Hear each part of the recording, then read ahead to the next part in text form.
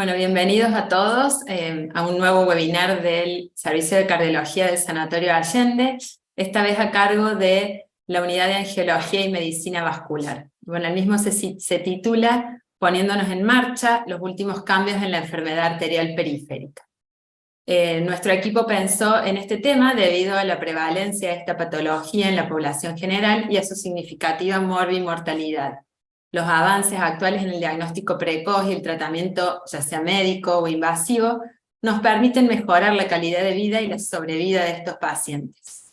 Hoy tenemos el honor de contar con dos disertantes en el tema, que son especialistas, que son el doctor Fernando Belcastro, coordinador del programa de Medicina Vascular del Instituto Cardiovascular de Buenos Aires y director del Consejo de Medicina Vascular de la Sociedad Argentina de Cardiología, y el licenciado Mario Di Santo, profesor en Educación Física de la Universidad Provincial de Córdoba, del Club Talleres y del Gimnasio Quality.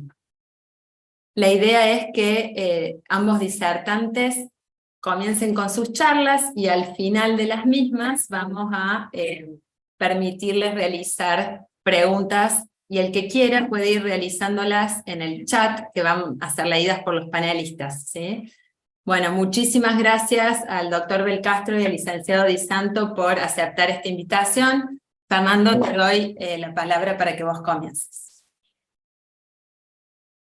Bueno, muchas gracias, Luciana. Buenas noches a todos. Bueno, primero agradecer por la invitación. La verdad que es un placer compartir una sesión con ustedes. Y bueno, ¿se escucha bien?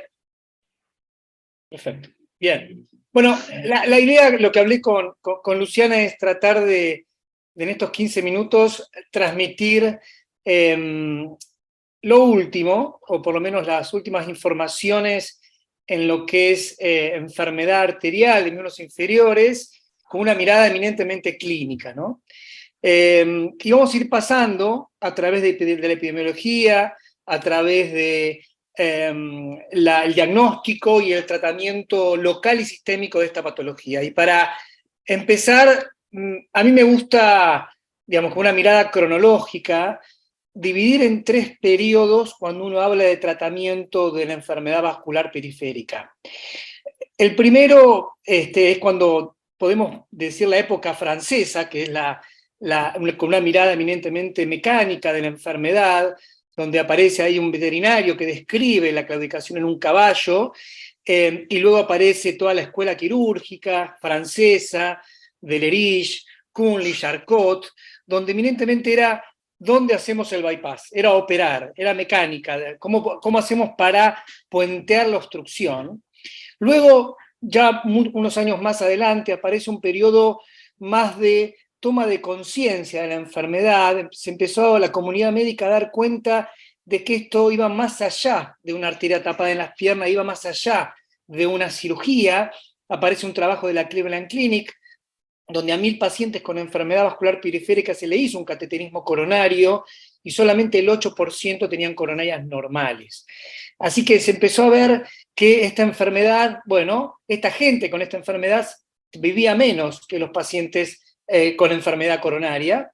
Y pasábamos a el último periodo, que mi charla va a estar focalizada en este último periodo, donde hay un cambio radical en el tratamiento, donde fíjense las curvas, la curva roja es el tratamiento endovascular y la curva azul la cirugía. Cada vez se están haciendo menos cirugías, menos de bypass y cada vez más angioplastia, pero a su vez también hay nuevas estrategias terapéuticas farmacológicas que vamos a ver durante la charla.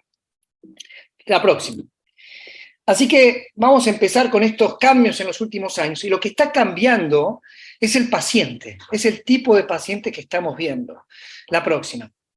Se está pasando del paciente, en realidad esto se ve también en la enfermedad coronaria, ¿no? Se está cambiando el fenotipo de paciente. Habitualmente antes era el paciente delgado, fumador, con enfermedad aortoilíaca. Ahora estamos viendo más a pacientes con diabetes, con enfermedad más a nivel infrapatelar. Y esto es lo que estamos viendo hoy, 2 pandemias al mismo tiempo. Este es el gran cambio epidemiológico. Saben que la diabetes está creciendo en forma exponencial, más de 530 millones de pacientes con diabetes, sobre todo la diabetes está incrementándose en países en vías de desarrollo como el nuestro. A su vez, la anterior. Paralelamente, la enfermedad vascular periférica también se está incrementando. Fíjense, estos son dos trabajos publicados, uno en el año 2010, donde ya se decía que en el mundo había 200 millones de pacientes con enfermedad vascular periférica, y en el 2015 ya se habla de 240 millones. También la cantidad de pacientes es mayor en países en vía de desarrollo como el nuestro. Así que tenemos un desafío por delante. Cada vez vamos a ver más pacientes con enfermedad vascular periférica y la mayoría van a ser diabéticos. La próxima. Como dije que el paciente está cambiando no solamente por la diabetes, sino también por la expectativa de vida. Vamos a ver estamos ya viendo pacientes cada vez más añosos, más mujeres, y lo que dije antes, más pacientes con diabetes y con síndrome metabólico. Así que esto hace que estos pacientes sigan con alta mortalidad, y sobre todo estos pacientes que se sigue subdiagnosticando la enfermedad y subtratando. Después lo vamos a ver. La próxima. Así que cuando uno se imagina al paciente que uno va a recibir en el consultorio, según vemos acá la relación entre los distintos factores de riesgo y el compromiso anatómico de la enfermedad, vamos a ver cada vez más pacientes con enfermedad infrapatelar, con enfermedad de las pequeñas arterias, que son los más desafiantes y lo que más riesgo tienen de amputación. La próxima. Y esta es la historia natural clásica de esta enfermedad, donde los pacientes asintomáticos, un bajo porcentaje, se evolucionan a la claudicación intermitente. El paciente claudicante en realidad tiene un buen pronóstico, relativamente buen pronóstico del miembro inferior. La mayoría, 5 años, permanece estable o incluso puede mejorar, y algunos 5 al 10% pasan a la isquemia crítica, donde hay la historia natural de la enfermedad local es distinto. Obviamente el riesgo ahí es de amputación, es de alrededor de un 25% al año. Si hablamos de pronóstico sistémico, ahí es distinto. El claudicante tiene un mal pronóstico sistémico, mortalidad 10 a 15% a 5 años, como también obviamente riesgo de infarto y ACV. Pero mucho peor le va al paciente con isquemia crítica, donde la mortalidad al año es del 25%. Siguiente. Siguiente. Así que estos pacientes que estamos describiendo hoy, vemos que hay más añosos, más mujeres, más pacientes con diabetes, una enfermedad más compleja, infrapatelar, pero lo que sí se ve, y esto no cambió en los años lamentablemente, es el subtratamiento que reciben estos pacientes. Esto es un análisis de consultas ambulatorias en Estados Unidos. Fíjense, vieron cómo era la actitud médica ante el paciente con enfermedad vascular periférica con respecto al tratamiento médico y al cambio de conducta. Y fíjense que la mayoría de los pacientes, básicamente 40% solamente, recibían estatinas, un poco menos antiplaquetarios y un poco menos IECA o ARA2, con lo cual vemos que muchos pacientes no reciben la medicación con indicación clase 1A. A su vez, si vemos el consejo médico, también estos pacientes reciben menos consejo con respecto a dieta y ejercicio y al cese del hábito tabáquico. O sea, estos pacientes están subtratados y también no se le da el consejo apropiado para mejorar los eventos. Y si lo comparamos en este gráfico de la derecha con el coronario, siempre, en todos los trabajos que se hacen, el coronario siempre está mejor medicado que el paciente con enfermedad vascular periférica solamente. Así que vemos que el paciente es más complejo, más añoso, más diabético y sigue siendo submedicado. Siguiente. Y esto para que vean, y esto es bastante reciente, es del año pasado, en Estados Unidos se evaluaron a 600.000 pacientes con enfermedad cardiovascular establecida, eran coronarios, cerebrovasculares, vasculares periféricos, y vieron que la mitad de estos pacientes no recibían estatinas. Recuerden, estatinas en pacientes con enfermedad cardiovascular establecida es una indicación clase 1. Así que la mitad debería recibirla y no la recibe. Y cuando vieron cuáles son los predictores que hacían que menos probablemente reciban estatinas, ahí aparecían, fíjense, la enfermedad vascular periférica. Así que vemos que sigue siendo un problema el tratamiento de estos pacientes. La próxima. El segundo punto, bueno, hubo cambio en el uso de las imágenes. Esto no es tan reciente, pero sí hubo un cambio en las últimas guías. La próxima. Sabemos que para el diagnóstico, la verdad que el interrogatorio, el examen físico, no da un gran rédito. Sabemos que si hacemos el interrogatorio preguntando específicamente por la presencia de claudicación intermitente, perderíamos el 85% de los pacientes. Si hacemos el examen físico palpando los pulsos, ahí está la sensibilidad, es la verdad que modesta, 70% en el mejor de los casos. Por lo tanto, necesitamos, o sería ideal, utilizar algo en el consultorio que dé más rédito, y eso es el índice tobillo-brazo. Fíjense que es una indicación clase 1 como método de screening y también diagnóstico. Básicamente es tomar la presión en miembros superiores e inferiores con un tensiómetro y un Doppler ciego, y eso después se divide la presión que tomamos en las piernas por los brazos y nos da un número. Cuando es menos de 0,9 es diagnóstico de enfermedad vascular periférica con alta sensibilidad y especificidad. La próxima. Lo que es nuevo en imágenes es esto, que en realidad cambió en la última guía, donde básicamente el Doppler es el método de primera línea, el ecodoppler. Todo paciente debería tener un Doppler como método inicial, y luego cuando uno piensa, y esto fue lo que cambió, antes se hacía directamente angiografía, hoy se recomienda, antes del cateterismo, tener una idea con respecto a la anatomía y a la estrategia de revascularización con la tomografía y la resonancia magnética, ambos con método angiográfico. Así que esto es lo que cambió en cuanto a las imágenes, solamente queda la angiografía, se deja para la revascularización o si los métodos no invasivos no son claros. La próxima. Así que pasamos de las imágenes y ya pasamos al tratamiento médico local. ¿Qué novedades hay? La próxima.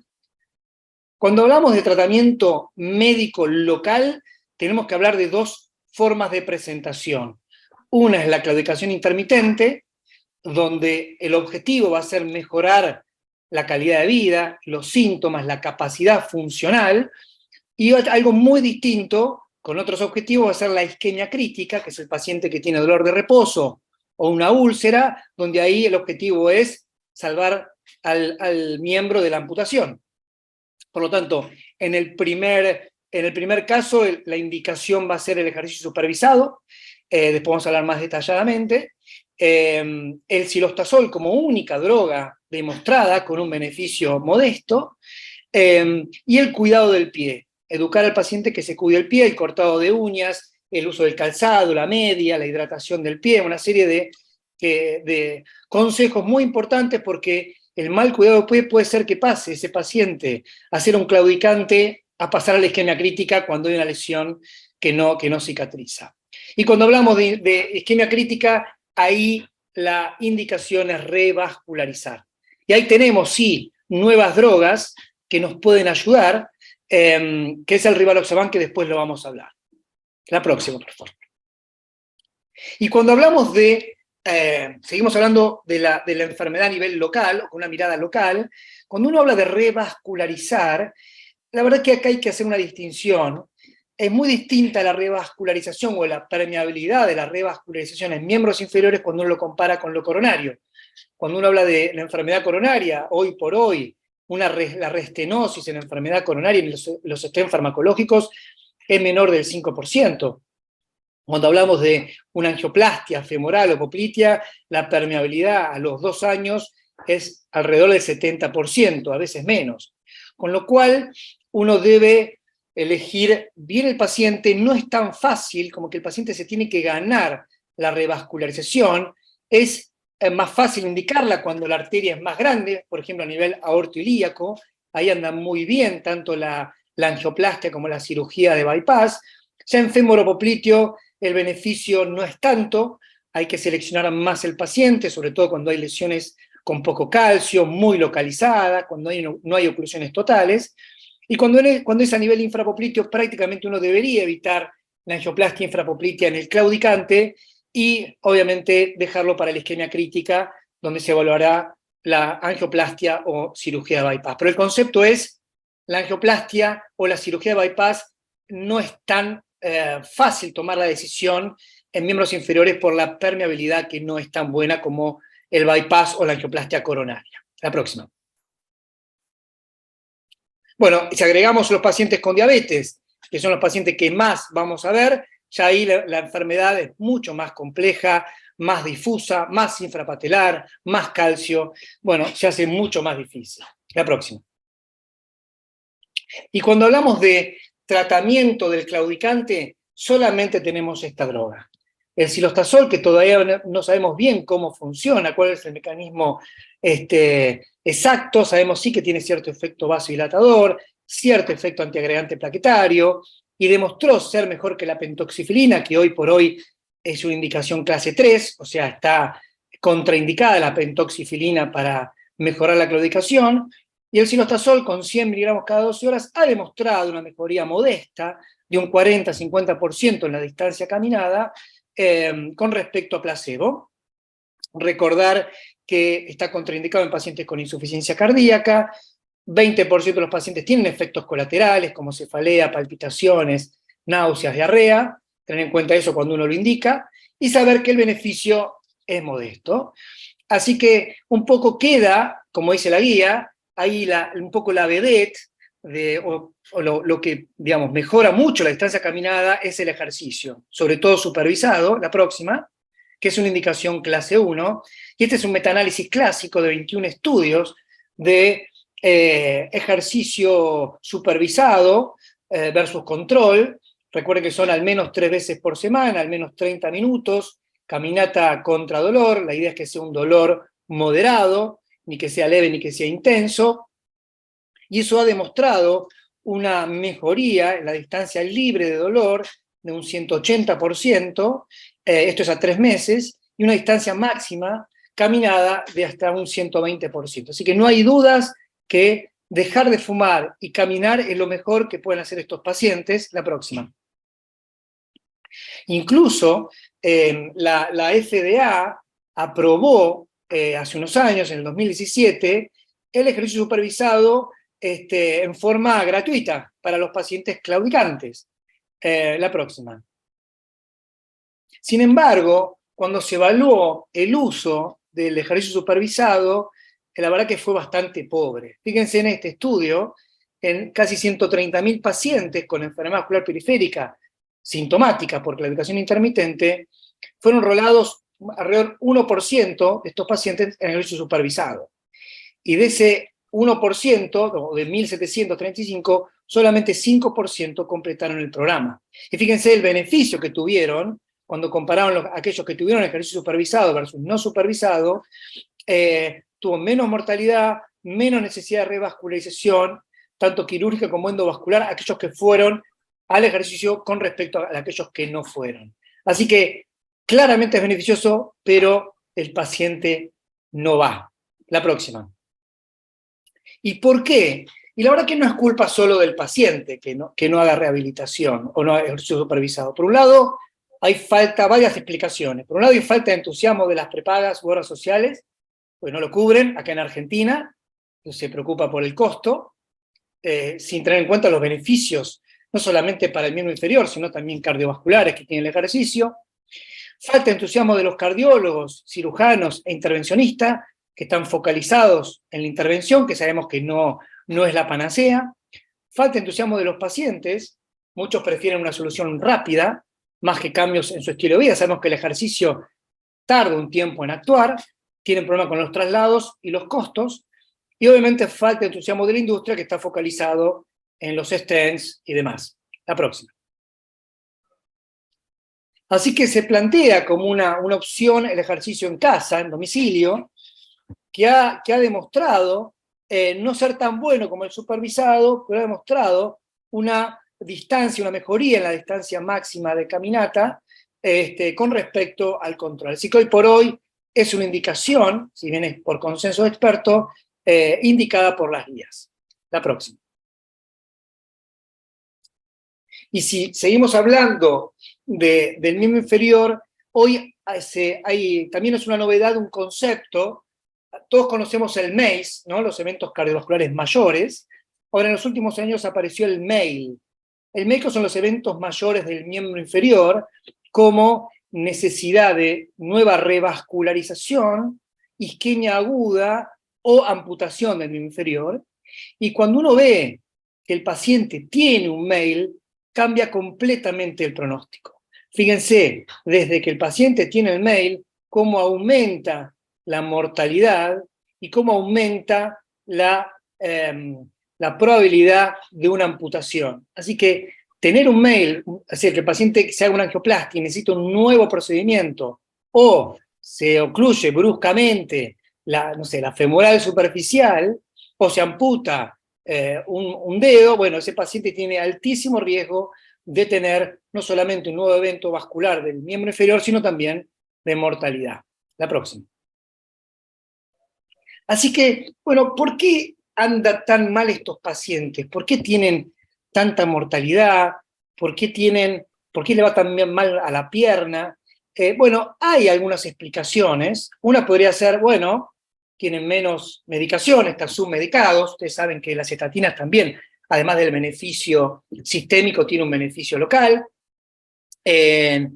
Tienen menos aspirina, menos clopidogrel, pero a su vez tiene una plaqueta que se comporta distinto. Esto podría explicar por qué en el Capri, ¿recuerdan el Capri que comparaba aspirina con clopidogrel en coronarios, en cerebrovasculares y vasculares periféricos? ¿Por qué anduvo mejor el grupo vascular periférico con clopidogrel que con aspirina? Bueno, quizás una teoría puede ser esta, ¿no? Que la plaqueta del periférico es más reactiva, y esto se demostró en este estudio, donde se evaluó a pacientes post-angioplastia periférica y post-angioplastia coronaria, y vieron qué pasaba con la plaqueta estimulada a través de la vía del ADP, del ácido araquidónico y de la trombina, y vieron que la plaqueta, como ven acá, del vascular periférico, tiene una hiperrespuesta cuando se estimulaba la vía del ADP, lo mismo pasaba con la vía del ácido araquidónico, lo mismo pasaba con los receptores de trombina. La plaqueta del vascular periférico era hiperreactiva. La próxima.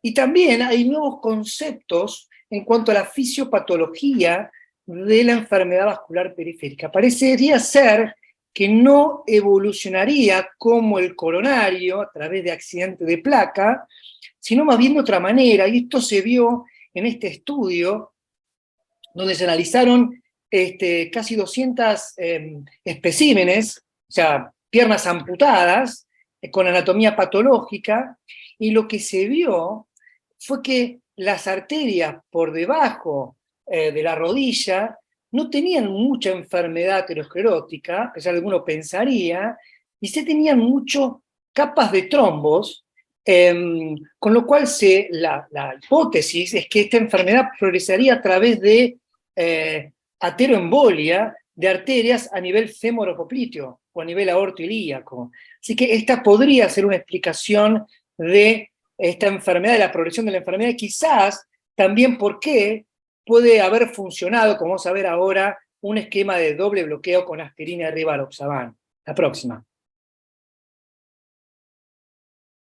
Entonces, siguiendo con esta explicación fisiopatológica que va a estimular al desarrollo de nuevas estrategias farmacológicas, saben que la trombina con el sistema de coagulación, o el sistema de la plaqueta con el sistema de coagulación, tiene cierta unión.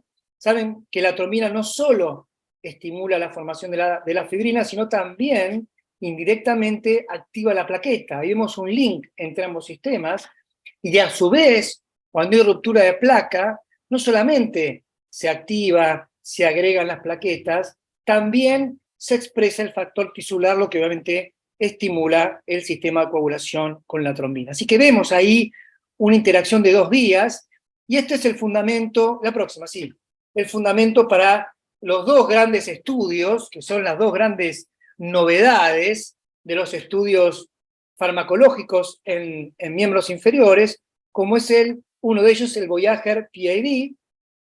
Este es un estudio que randomizó a pacientes post-revascularización de miembros inferiores, con angioplastia o con cirugía de bypass, a placebo y aspirina versus aspirina y rivaroxaban en dosis vasculares, que es de 2,5 cada 12 horas.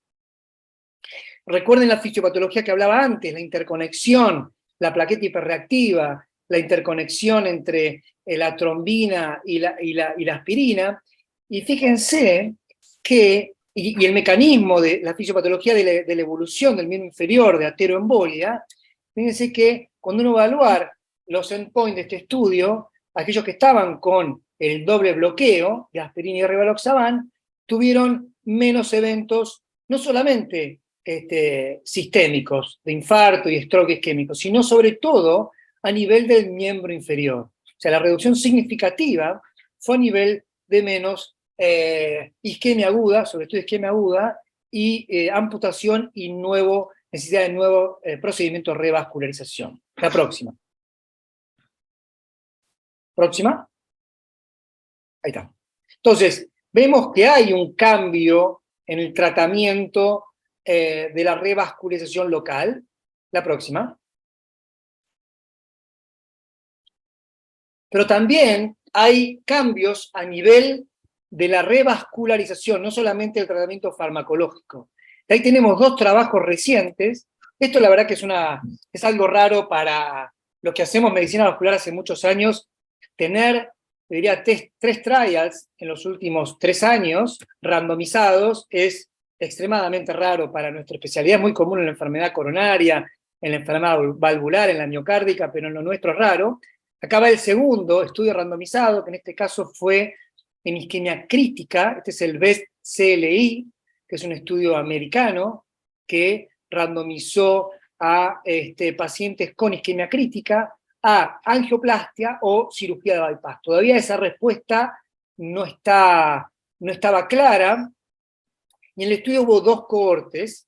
La primera cohorte, que era la mayoría, creo que eran 1.300 pacientes, eran aquellos que iban a cirugía de bypass, pero con vena, versus angioplastia, y el otro grupo era angioplastia versus cirugía de bypass con prótesis. Claramente, en estos pacientes con isquemia crítica, la revascularización con bypass venoso mejoró significativamente los eventos con respecto a la angioplastia. Así que hoy por hoy, gracias a este estudio, uno podría decir, si tiene una buena vena, intentar hacer en primera instancia cirugía, obviamente siempre y cuando el riesgo quirúrgico lo permita, hacer una cirugía de bypass en vez de angioplastia. La próxima.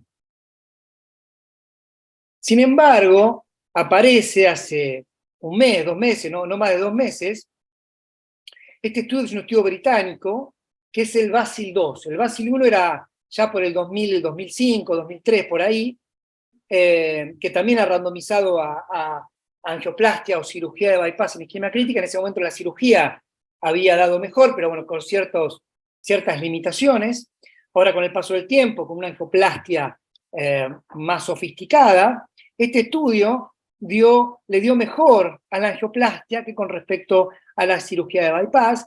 En este caso puede ser explicado esto por la población de este estudio. Obviamente era mucho menos numerosa con respecto al estudio anterior, y eran pacientes de muchísimo más riesgo, ¿ok? Y con mucha enfermedad infrapatelar, con lo cual ahí vemos las limitaciones quizás del bypass para tratar a la enfermedad infrapatelar. Pero bueno, esto se van a presentar nuevos debates y empezamos una época muy interesante de discusión. Me parece que tiene que quedar que cada paciente, hay que seleccionar el método para cada paciente teniendo en cuenta el riesgo del paciente, la anatomía, las posibilidades de uno, la experiencia del operador y las preferencias del paciente. La próxima. Y ahora pasamos de lo local, pasamos a lo sistémico, o sea, cambios en el tratamiento médico sistémico, o sea, cómo podemos, acá sí, para reducir los MACE, o el infarto, el stroke y muerte en estos pacientes. La próxima. Y bueno, como dije antes, quizás sea la plaqueta hiperreactiva, quizás sea el subtratamiento, pero estos pacientes tienen más eventos cuando uno los compara con el paciente coronario o cerebrovascular. Esto nos lo enseñó el registro REACH, más de 55.000 pacientes con enfermedad establecida, coronaria, cerebrovascular o enfermedad vascular periférica, como ven acá, el grupo que peor le fue aquellos con enfermedad arterial de miembros inferiores por eventos sistémicos, infarto, ACV y mortalidad cardiovascular. La próxima. Y cuando uno va a evaluar, bueno, también hay otra explicación de por qué estos pacientes tienen más mortalidad. Y parecería ser que estos pacientes no solamente tienen una plaqueta distinta, sino que tienen una enfermedad coronaria distinta. Esto es un estudio hecho con AIBUS, es el ultrasonido intravascular, donde uno puede ver la placa. Son 8 estudios que fueron haciendo en forma programada en el tiempo, varios AIBUS a la enfermedad coronaria. Y veían qué pasaba con la enfermedad, si progresaba, si retrocedía, y vieron que compararon a aquellos que tenían enfermedad vascular periférica versus aquellos que no tenían. Y vieron que los pacientes con enfermedad vascular periférica tenían mayor volumen de placa en el tiempo, tenían una enfermedad más extensa, con mayor calcificación, y era más progresiva, o progresaba más en forma rápida comparado con los pacientes coronarios. Así que vemos que estos pacientes también tendrían anatómicamente y desde el punto de vista de la progresión una enfermedad coronaria distinta. La próxima. Perdón, Fernando, 2 minutos. Estoy terminando. Entonces, cuando hablamos de sistémico, tenemos varias estrategias, obviamente el dejar de fumar, el caminar, la dieta, el ejercicio, nuevas estrategias farmacológicas, con nuevas drogas para la diabetes, que después si quieren lo hablamos, y aparece acá de vuelta la aspirina y el rivaroxaban. La próxima.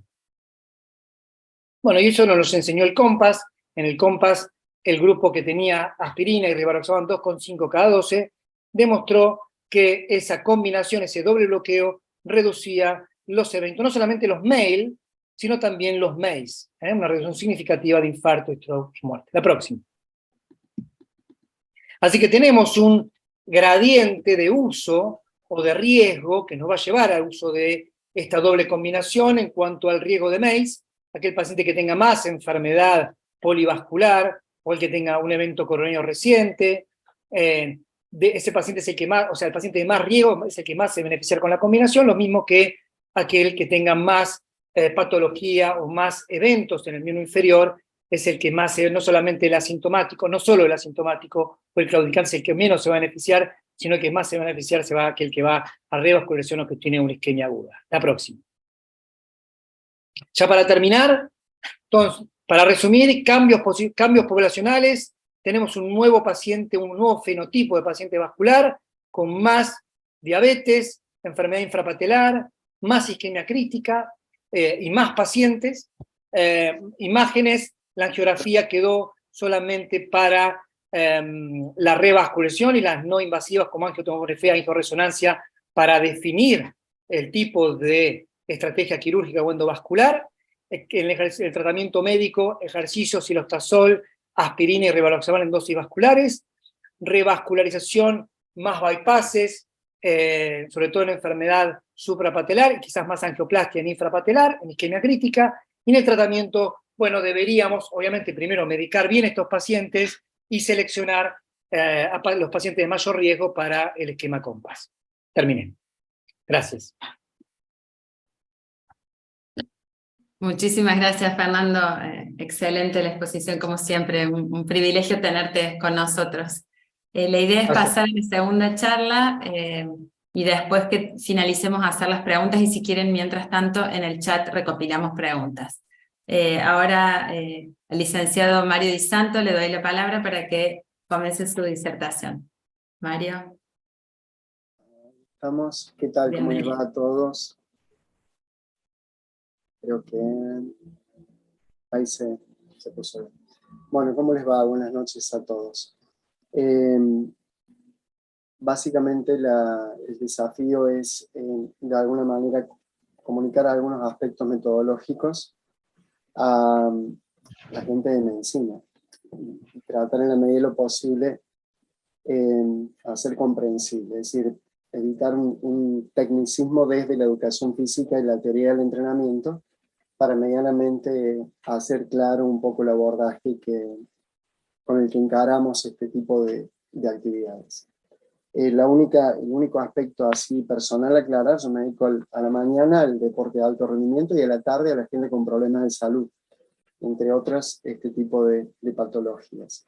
Lo cual evidentemente son lógicas distintas a lo que es la gente que no está en estos grupos, en estas poblaciones y que hace ejercicio. Son lógicas muy puntuales.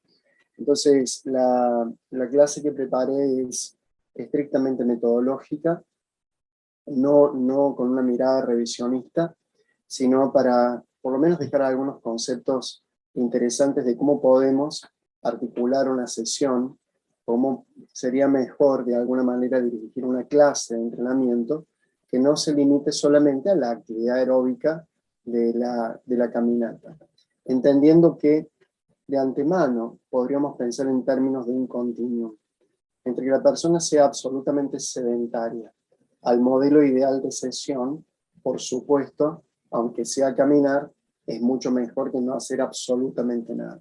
El problema es, claro, cuando la persona asiste a lugares, a gimnasios, no la podemos tener solamente caminando, y la tenemos que tener al mismo tiempo motivada en un sistema de trabajo en donde todas las propiedades motoras sean abordadas y pueda percibir el progreso. Por lo tanto, este paquete de sugerencias son también aplicables a otros problemas en donde, en definitiva, el objetivo es mejorar la hemodinamia, evitando el aumento de la tensión arterial general y particularmente craneal. Por eso los aspectos metodológicos que vamos ahora a compartir también los aplicamos en problemas, gente que ha tenido problemas cerebrovascular, cardiovascular, retinopatías o glaucoma, es decir, que necesita mejorar las propiedades motoras sin correr el riesgo, aumentar la presión ventricular o la tensión arterial en general, mejorando la circulación periférica. Vamos a, por una cuestión de tiempo, digamos, no quedarnos en cada uno de los aspectos favorables del ejercicio en este sentido, porque nos va a llevar mucho tiempo. Vamos a ir directamente a los aspectos metodológicos, ya que la gran mayoría de estos puntos seguramente son conocidos por todos.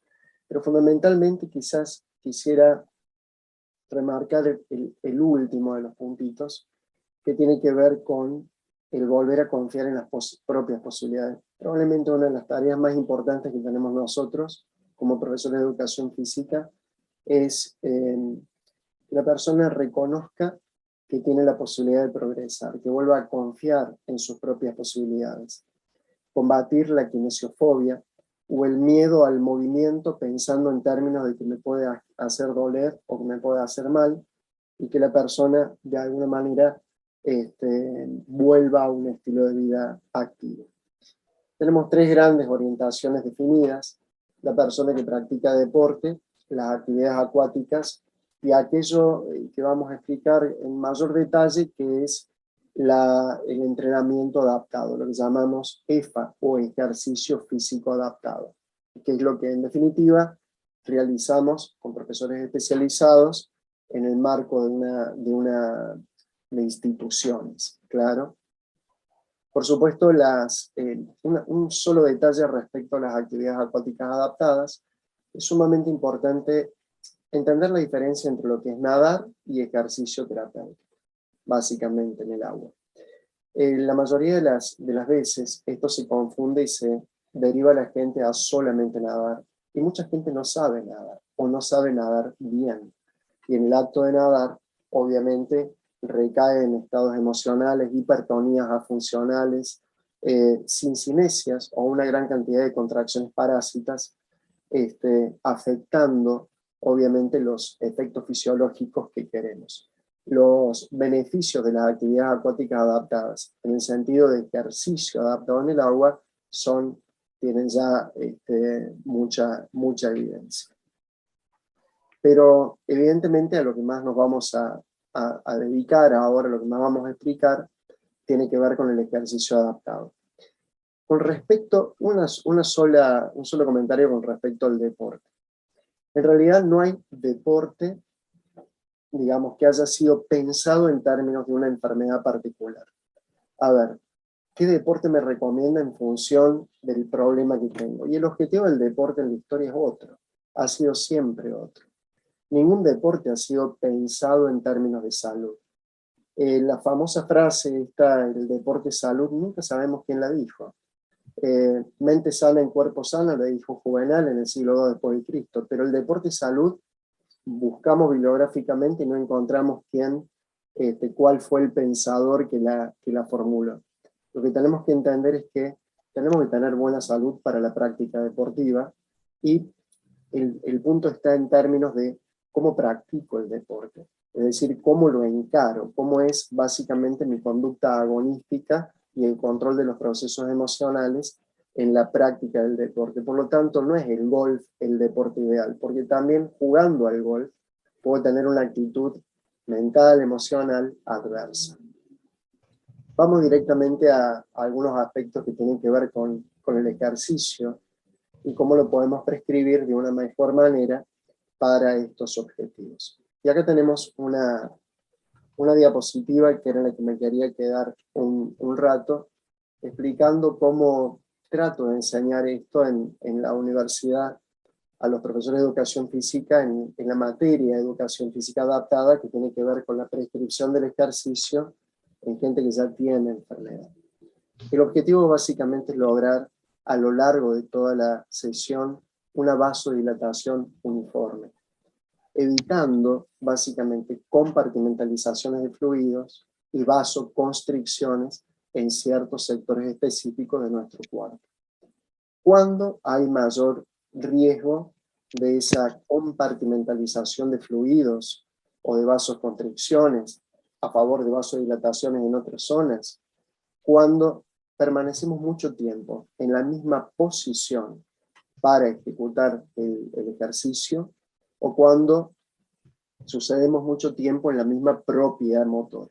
Por ejemplo, trabajando muchas series de fuerza del mismo ejercicio en la misma posición. Por lo general, lo que a los chicos les suelo hacer, y perdonen la sencillez del ejemplo, es, si imaginamos un cuerpo humano y mentalmente lo teñimos de un color, lograr que haya básicamente un solo color uniforme en la mayoría de la superficie corporal, sin que en la sesión haya pretexto para que ciertas zonas, claro, modifiquen los colores a partir del abuso de ciertas posiciones de partida o de ciertas propiedades motoras en una sola parte de nuestro cuerpo. Por ende, las sesiones tendrían que tener predominio aeróbico sin dejar de lado el entrenamiento de la fuerza y la flexibilidad. La pregunta es, ¿cómo lograr integrar el ejercicio aeróbico, la fuerza y la flexibilidad, garantizando una hemodinamia constante, sin aumentar la presión sistólica, claro, sin activar o activando en la menor medida posible los reflejos vasoconstrictores, y evitando la compartimentalización de fluidos, que muchas veces se produce cuando usted pasa mucho tiempo haciendo la misma actividad en la misma posición. Todos hemos vivido esto de estar 30, 40, 50 minutos en la bicicleta, vertical, bajarnos y sentir un peso muy grande en nuestros miembros inferiores. Bueno, eso es un poco lo que queremos evitar. Un gran metodólogo del entrenamiento deportivo, Platonov, dividía dos tipos de sesiones. Las explico muy rápidamente. Orientación única, cuando usted hace una sola cosa, un solo tipo de trabajo en toda la sesión de entrenamiento. Por ejemplo, una sesión entera dedicada a la flexibilidad, la fuerza o la resistencia. Versus eso, tenemos lo que se llaman sesiones de orientación variada, que es cuando hacemos dos o tres cosas. Hay dos formas de hacerlo. De manera secuencial, tipo bloque, primero una, después otra y después otra, o en forma de circuito.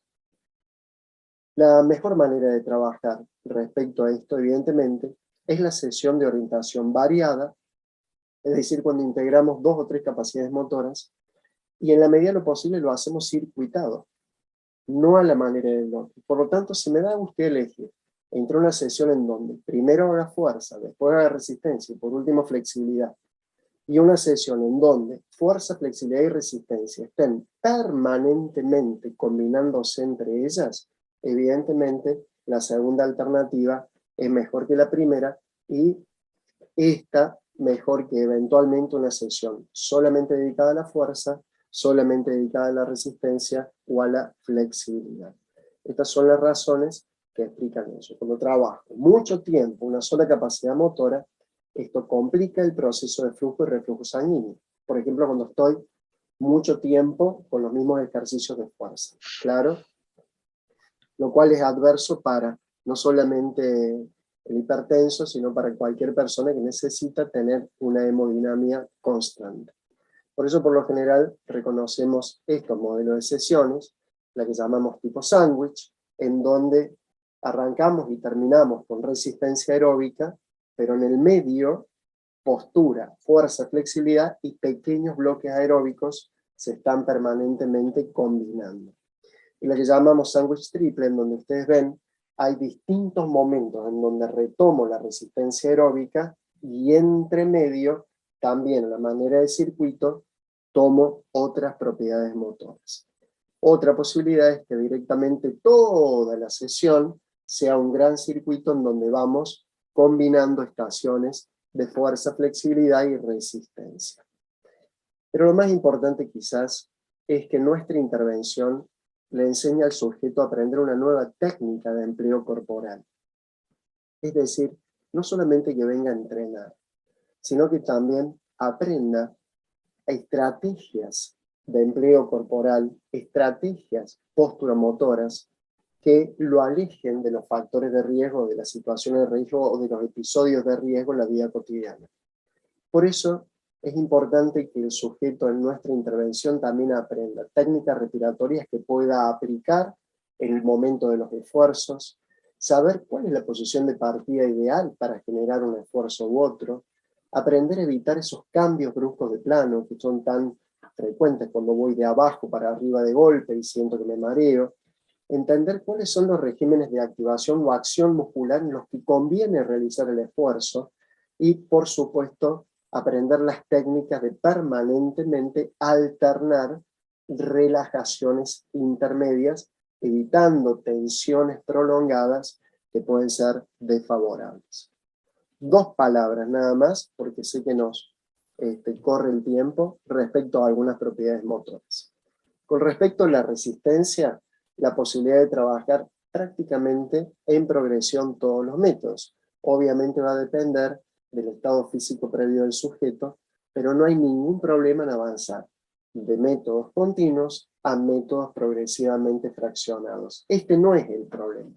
El problema principalmente es la posición de partida. Porque si usted me da a elegir, la facilitación del retorno venoso se va a dar con la posición horizontal de las piernas. Por supuesto con los pedales lejos, para evitar el callado de la safena, digamos la comprensión del callado de la safena. Por lo tanto, más que bicicletas verticales, nos quedamos con bicicletas horizontales, pedales lejos, que favorece el retorno venoso.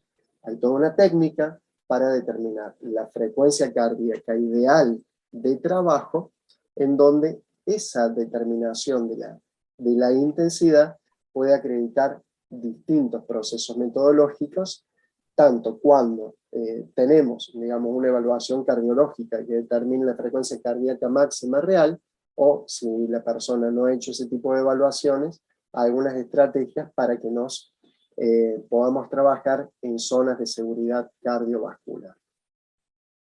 Hay algunas consideraciones importantes, pero fundamentalmente tienen que ver con la posibilidad de enseñar a detectar signos y respuestas del ejercicio. Claro, es decir, eso que llamamos biofeedback, esa posibilidad de captar las señales corporales para a partir de ahí autorregular lo que estamos haciendo. La intensidad del ejercicio es uno de los grandes roles que tenemos como profesionales. Adelanto un poquito para hablar 2 palabras de esto que durante el siglo XX, podríamos decir, estuvo bastante estigmatizado en prácticamente todo el ámbito del entrenamiento para poblaciones especiales, que es básicamente el entrenamiento de la fuerza. Hay varios argumentos que justifican el por qué entrenar la fuerza de una manera especial, pero me voy a remitir a uno, nada más. Voy a dejar de lado todos los argumentos fisiológicos y uno simplemente operativo. El sujeto, enfermo o no, pasa por numerosas situaciones de la vida donde tiene que expresar fuerza muscular. Por lo tanto, este argumento, en donde expreso fuerza muscular en distintas situaciones, claro, levantando el nieto, empujando el auto o lo que fuera, justifica el entrenamiento de la fuerza y el aprendizaje de técnicas, claro, de expresión de fuerza, en donde el riesgo sea menor.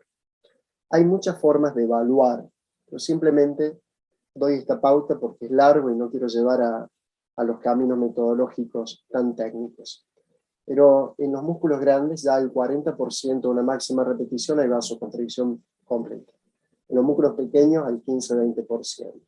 Por lo tanto, para los ejercicios que involucran grandes grupos musculares, usamos métodos indirectos para determinar ese 40% de una máxima repetición sin evaluar la máxima repetición, porque ahí sabemos que por debajo de ese 40% estamos en zonas de seguridad vascular y no hay efectos vasoconstrictores que eventualmente nos puedan llevar a situaciones de riesgo. Esto ha sido tremendamente cuestionado. Recién ahora hay publicaciones, pero muy recientes, sobre posiciones finales respecto de la isometría, tanto en hipertensión como en enfermedad vascular periférica. Y básicamente no hay una polarización en cuanto al no y el sí, sino básicamente el cómo en la isometría. Técnicamente hablando, para ir al grano, pequeñas acciones isométricas breves, seguidas de soltura y movilidad, generan un efecto que se llama hiperemia reactiva, lo cual es bueno para favorecer la hemodinamia. Por lo tanto, isometrías técnicamente mal realizadas, prolongadas, de alta intensidad, con apnea hipercápnica, lo cual activa el fenómeno de Valsalva, evidentemente no son recomendables. Pero no hay por qué descartar acciones isométricas breves, seguidas de soltura, como parte de la sesión, como parte de las pausas de recuperación, y también como parte de acciones o tareas motrices prescritas para el resto del día. Esto es clave. Lo voy a decir de una manera prescriptiva y he sacado las diapositivas. Los que han visto esta clase están las diapositivas con las referencias bibliográficas. Evitar el método de series. Conforme usted en un ejercicio de fuerza va sucediendo series, claro, va generando cada vez más vasoconstricción y aumentando progresivamente la tensión arterial. Por eso es clave que los pacientes con enfermedad vascular periférica en el entrenamiento de la fuerza utilicen el método de circuitos, evitando suceder series del mismo ejercicio, sobre todo si esas series son numerosas. Acá hay algunas pautas metodológicas para los circuitos. Ustedes ven que el número de repeticiones, la carga, y fundamentalmente el empleo es agradable y lejos de todo riesgo. La gimnasia localizada se hacía antes, pero ¿cuál era el problema de la gimnasia localizada? El alto componente isométrico, estabilizador no controlado, con el que se pasaban minutos en esa posición de partida para apenas activar levemente otro grupo muscular distal. Por eso, si tuviéramos que recomendar, en la medida de lo posible, no a la gimnasia localizada. 2 o 3 aspectos muy rápidos con respecto a la técnica de la fuerza. Claro, recordemos que tenemos que trabajar para evitar la vasoconstricción y permitir un claro flujo y reflujo sanguíneo, suprimiendo, claro, isometrías que no podamos controlar. Para eso hay muchas técnicas. Enseñar a trasladar el peso del cuerpo al sistema articular, para esa micro relajación intermedia, utilizar los apoyos intermedios entre fases excéntricas y concéntricas, es decir, evitar esa tensión permanente entre una acción y otra que no permita esa micro relajación que necesitamos para mejorar el flujo y reflujo sanguíneo. La técnica respiratoria es clave. Nosotros enseñamos a generar esfuerzo en fase exhalatoria, claro, y progresivamente lograr acentuar las acciones excéntricas, claro, con este control respiratorio fundamental. Trabajamos en posiciones verticales o inclinadas, evitando posiciones horizontales, declinadas o invertidas, evitando el empleo del propio cuerpo, a menos que sepamos que esa carga respecto al grupo muscular trabajado con el propio cuerpo sea una carga que se ajusta básicamente a ese porcentaje de intensidad que sabemos no provoca esa vasoconstricción.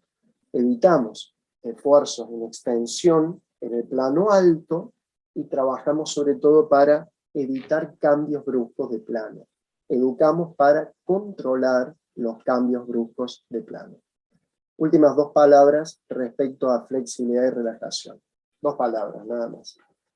Es un viejo amor el estudio de la flexibilidad.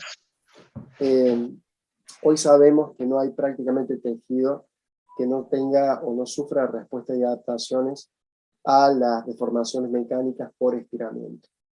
Antes se pensaba solamente en el sarcómero, después fascias, nervios epineuros, y hoy sabemos que la estructura vascular responde a 2 estímulos, que son el estiramiento y el rolling como tal.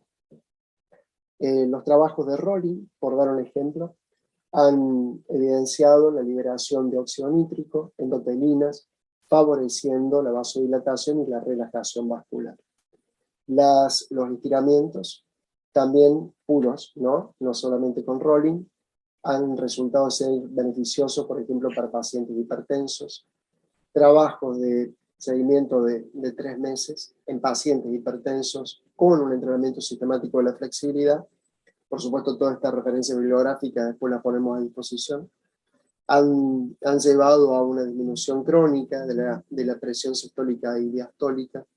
Por lo tanto, altamente recomendable el entrenamiento de la flexibilidad. Pero tenemos que pensar en términos de cómo lo hacemos. Hay muchos estudios que respaldan la ventaja.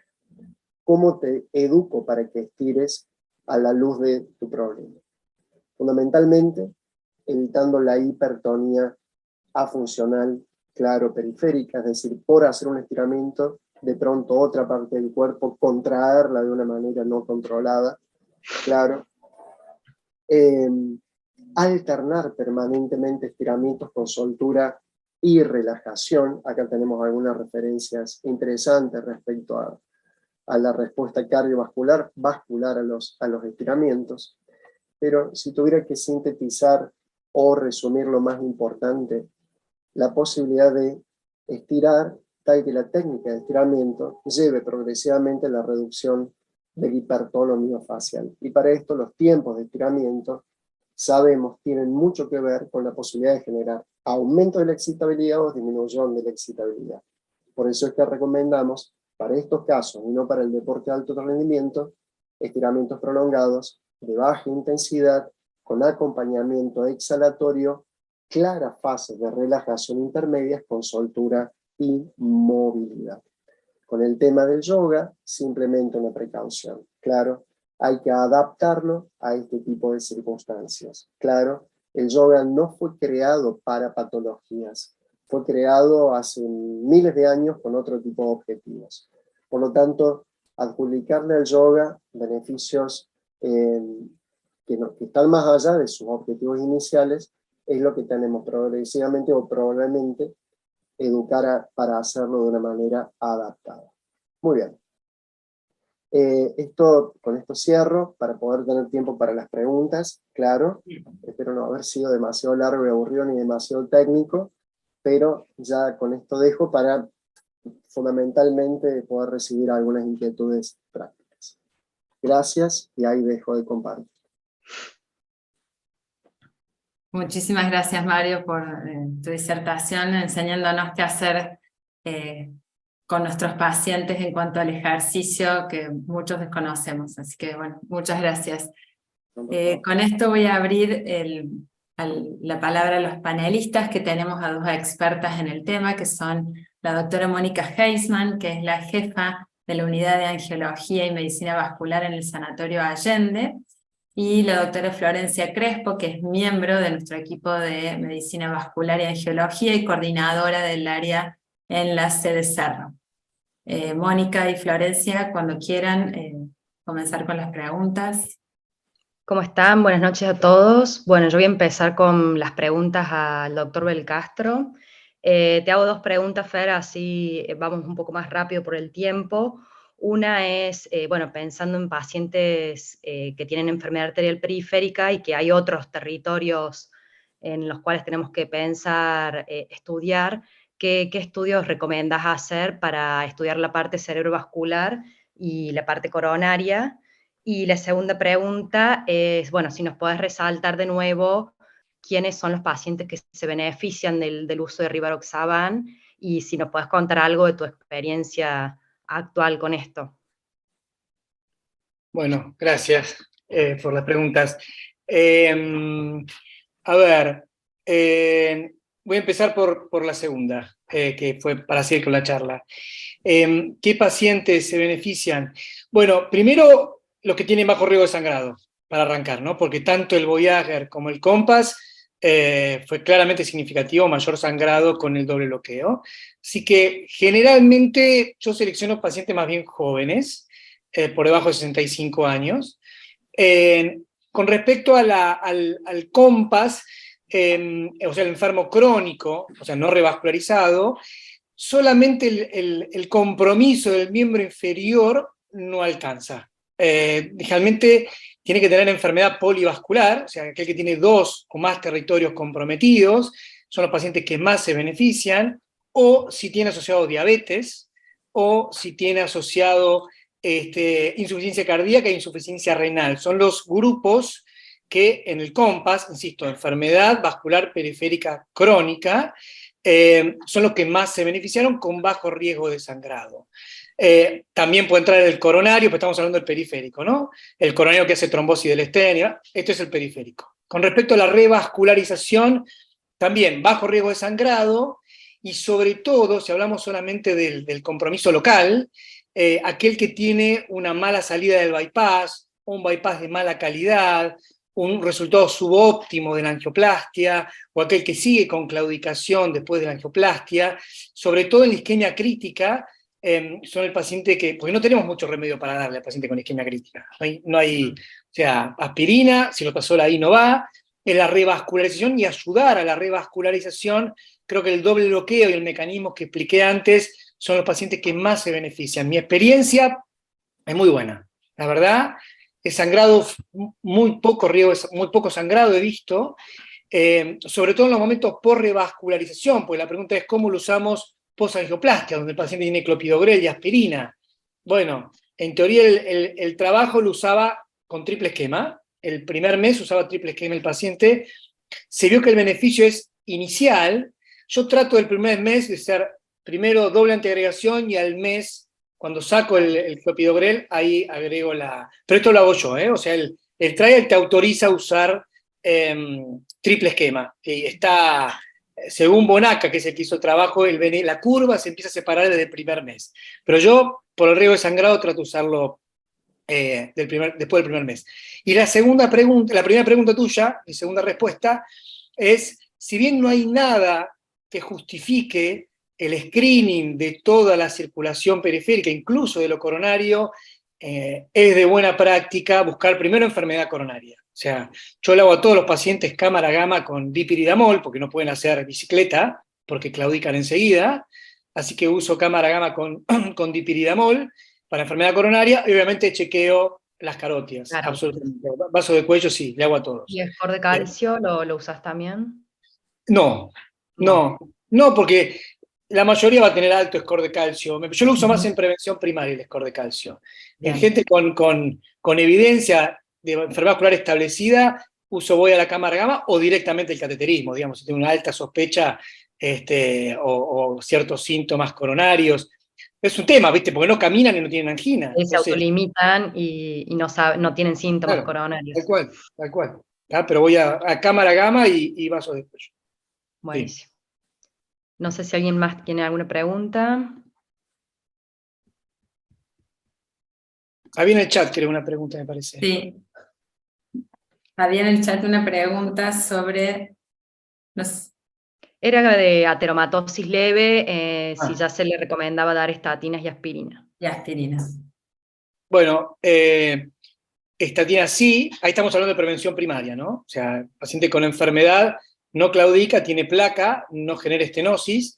Estatina sí, porque, digamos, aumenta el riesgo, ya lo cataloga como paciente de mayor riesgo, más allá de los factores de riesgo, así que estatina sí, buscando un LDL bien bajo, por lo menos por debajo de 100.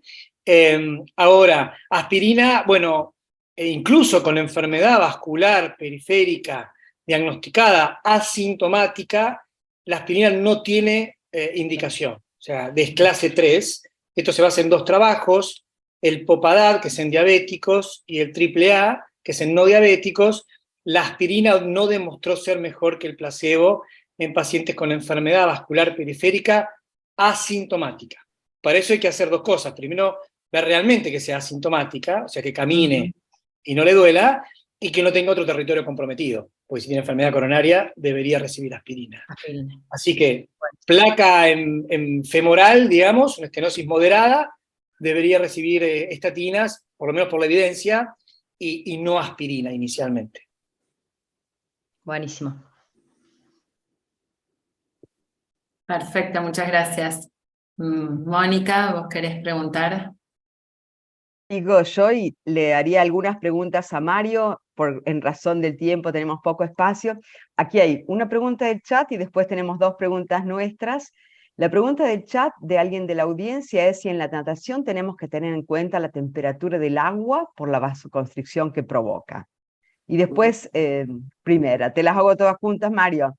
Y las otras 2 es, por un lado, en el consultorio, cuando tenemos pacientes a los cuales le tenemos que recomendar ejercicio, pero no tiene acceso a un sistema o plan donde pueda hacer ejercicio supervisado, ¿qué recomendación le haríamos? Bárbaro, Y la sí. tercera es, en el caso que sí tengamos esa posibilidad, si nos contás qué están haciendo ustedes que le podamos ofrecer a los pacientes. ¿De acuerdo? 3. Bárbaro, de acuerdo. Bueno, con respecto a la temperatura del agua, por supuesto, no solamente por el efecto vasoconstrictor, sino también por lo que es el agrado, ¿no es cierto? Por pasar un buen momento y tratar de repetirla, se evita una situación desagradable. Desde lo fisiológico, por supuesto. Tiene que ser una temperatura que no es la temperatura con la que entrenan los nadadores de alto rendimiento. Ese es el problema que muchas veces los natatorios que comparten clases, digamos, para la gente normal y entrenan nadadores, tienen muchas veces esa dificultad. La temperatura para los nadadores es menor. La segunda era, la otra. La educación física en Argentina hace mucho tiempo que se ha alejado del estudio fisiológico y muchas veces de este tipo de asesoramientos o como tal. Se concreta fundamentalmente la dimensión de la escuela. Es difícil, por más que está la materia de educación física adaptada, encontrar profesores que se hayan dedicado al estudio de la prescripción del ejercicio para gente con problemas de salud.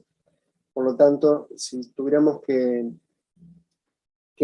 caer en la incómoda situación, incómoda situación en carácter de médico, de tener que sugerir tipo de ejercicio, porque la gente no puede ir a un lugar o lo que fuere, yo les sugeriría fundamentalmente prescribirles una combinación, una sistematización, básicamente, por dar un ejemplo, si la persona tiene una plaza cerca, es fácil sistematizar, porque las medidas de esquina a esquina son conocidas. Y por lo tanto le sugeriría no que camine 200 vueltas alrededor, sino que por lo menos sistematice en 2 esquinas de la plaza, ejercicio de fuerza, camino, ejercicio de flexibilidad, camino, ejercicio de fuerza, camino. Algo muy sencillo en donde la persona pueda fundamentalmente, y este es el concepto, Mónica, trabajar desde la alternancia motriz, claro, y no desde la sobrecarga de los mismos grupos musculares con el mismo patrón de movimiento. Entonces, si la persona puede aprender en el consultorio a hacer una sentadilla simple, trabando las rodillas para reducir la isometría residual, hacer una lagartija contra un árbol donde estire los codos, por dar un ejemplo.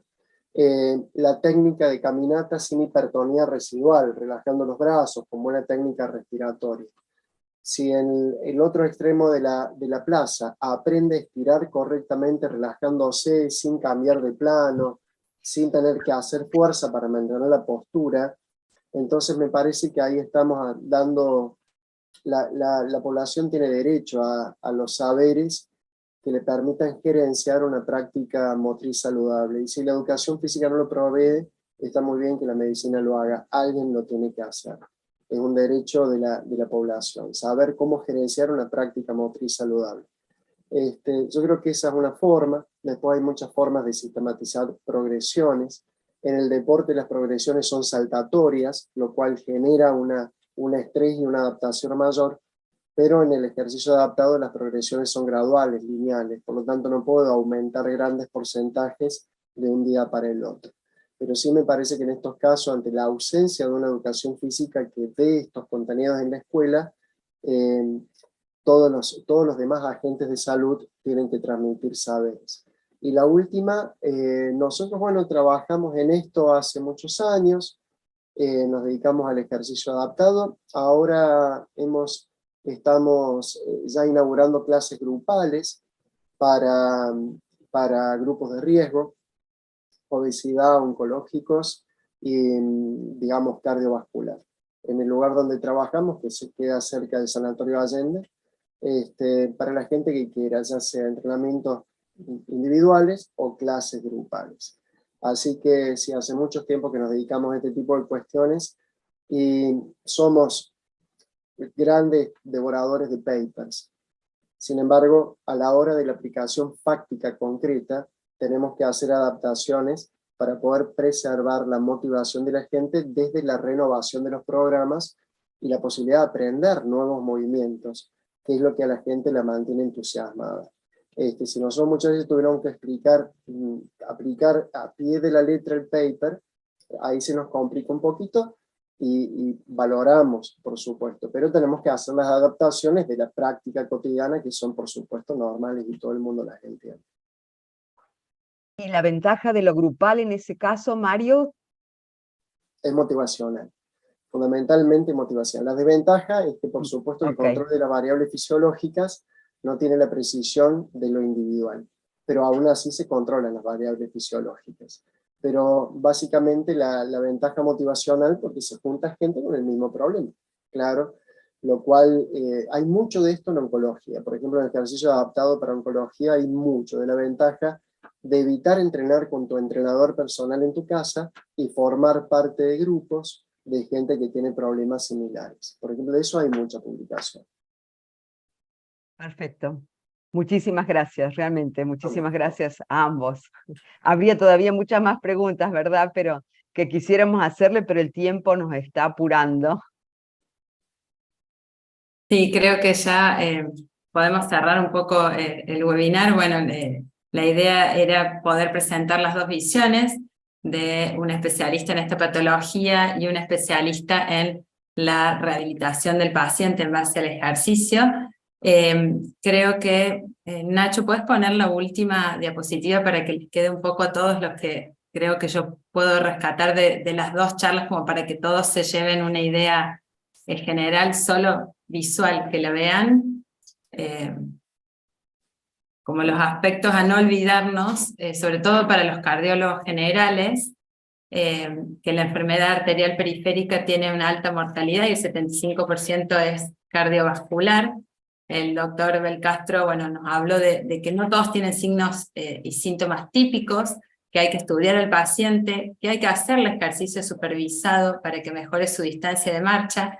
Y la idea importante que nos tiene que quedar es que el paciente que ya tiene MAIL aumenta la mortalidad y la amputación, como nuevos conceptos que la fisiopatogenia de la enfermedad vascular periférica tiene un trombo en la generación de la oclusión arterial y que por eso los nuevos tratamientos apuntan a esto, rivaroxaban y aspirina, y tanto la metformina como todas las glutidas y las glifosinas en esto. En cuanto a la charla del licenciado Di Santo. Bueno, la educación física adaptada a cada paciente es lo más importante, sobre todo la de orientación variada para lograr una hemodinamia estable y lograr la microrelajación entre fases para que haya flujo y reflujo, que es lo que buscamos en estos pacientes. Y como último y para cierre, la importancia en esto de la relajación. No creo que para tratar de sobresalir en esto, y bueno, y quizás, Mónica, una pregunta final para vos, que me tomo el atrevimiento que a los cardiólogos generales siempre nos preguntan cuándo es el momento de derivarlo al especialista en angiología. Si querés cerrar con eso. Bueno, con mucho gusto. Sí, sería bueno también tenerlo en cuenta porque son pacientes que todos vamos a ver en nuestros consultorios, cardiólogos, clínicos generales, diabetólogos y demás.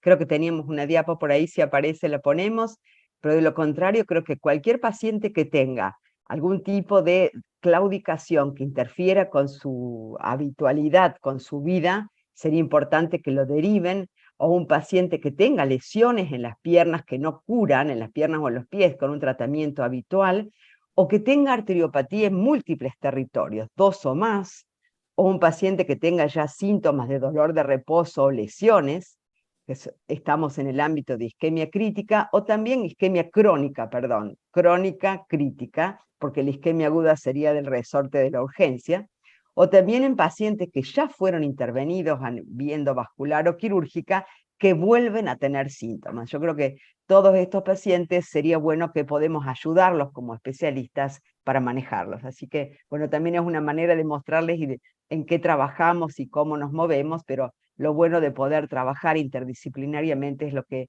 más gusto nos da y más ayuda a nuestros pacientes. Así que muchísimas gracias. Bueno, muchas gracias a todos por haber participado, sobre todo al doctor Del Castro y al licenciado Di Santo, que ha sido un honor contar con sus conocimientos en esto. Nuevamente muchísimas gracias, y a todos los participantes por estar presentes hasta esta hora. Gracias por la invitación. Muchas gracias. Gracias, un honor. Muchas gracias. Gracias a ustedes, hermoso. Gusto. Adiós, hasta la próxima.